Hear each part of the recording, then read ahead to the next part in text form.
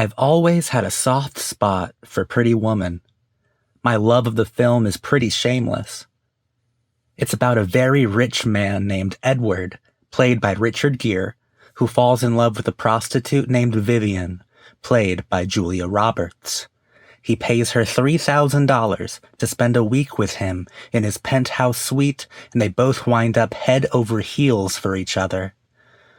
It's one of the greatest romantic comedies Hollywood ever produced. In the film's opening credits, as the banger King of Wishful Thinking plays, one of the first things we're shown is Carole Lombard's star on Hollywood Boulevard. Director Gary Marshall gets it, he really does.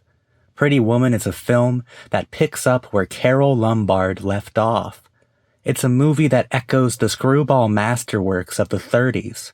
It's the spiritual stepdaughter of films like My Man Godfrey and Hands Across the Table.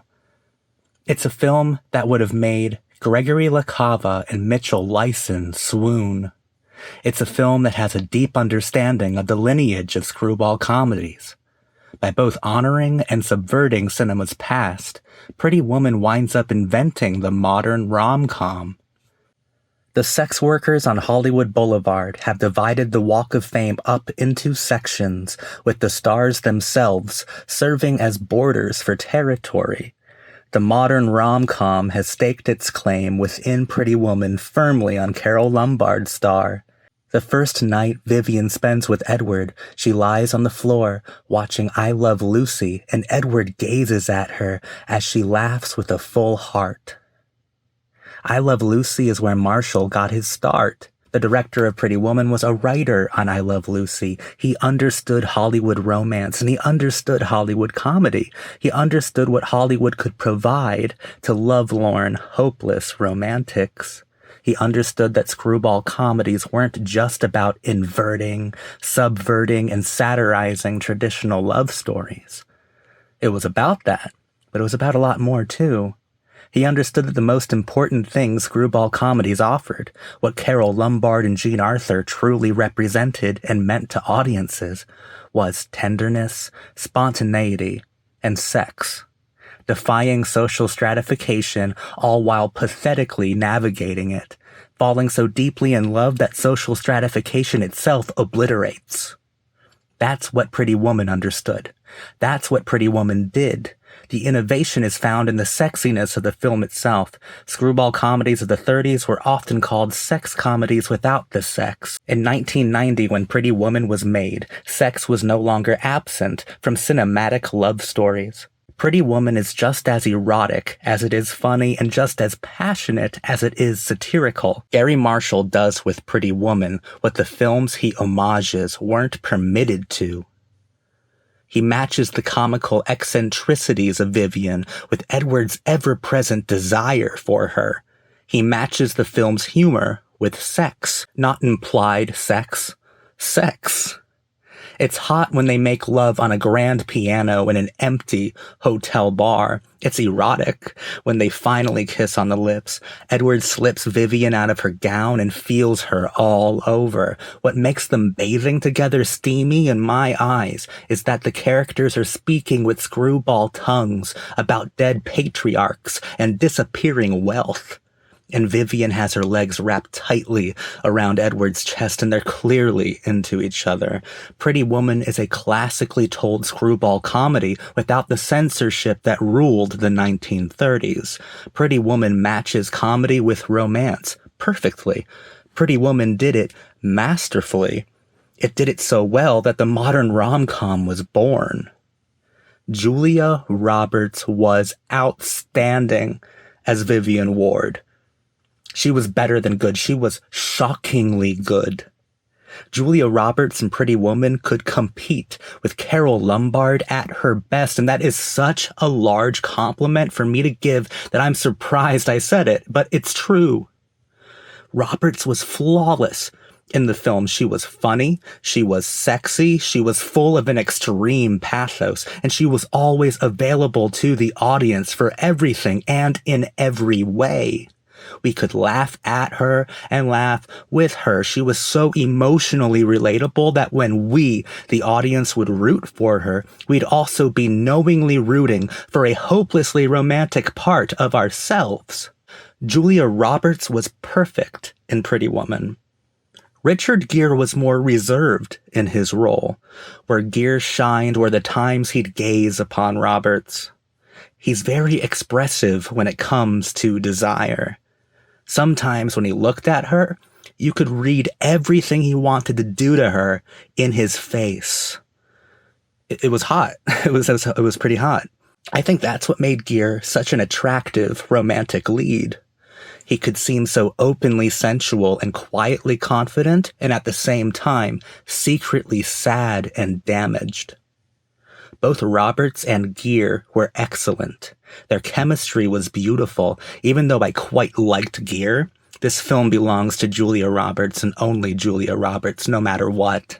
She's the one you're thinking of long after the film ends. She's the film's transcendental quality.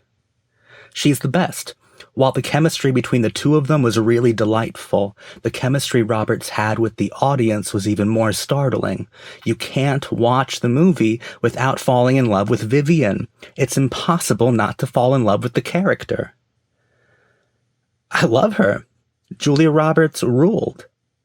Quick shout out to Laura San Giacomo as Kit DeLuca, Vivian's roommate. Such a cutie. That's my type. That's my type right there. I really liked her. Jason Alexander was pretty good too. Not my type, actually, but still, he fit his pathetic and ultimately antagonistic character well. Laura San Giacomo and Jason Alexander provided the film with excellent performances as extremely memorable supporting characters, and they operate for both Edward and Vivian in the same way. Like they're the other's confidant. They're supposed to operate in the same way, except for one big difference, which I'm going to talk about now. Pretty Woman is a screwball world where Kit DeLuca, a hooker, gives the film an anarchic sensibility of playful comedy and offers both reassurance and encouragement to our hero, her best friend, Vivian. Edward's confidant, on the other hand, is a predatory lawyer who sexually assaults Vivian in Edward's penthouse after she causes him to act with dignity in business. The sex workers are lovingly presented to us, while the businessmen are not. The more wealth you have, the more repressed your passions and beliefs are, the more distant you are. Pretty Woman is a screwball world where up is down. It's not an anti-capitalist film or anything, and it shouldn't have been one either.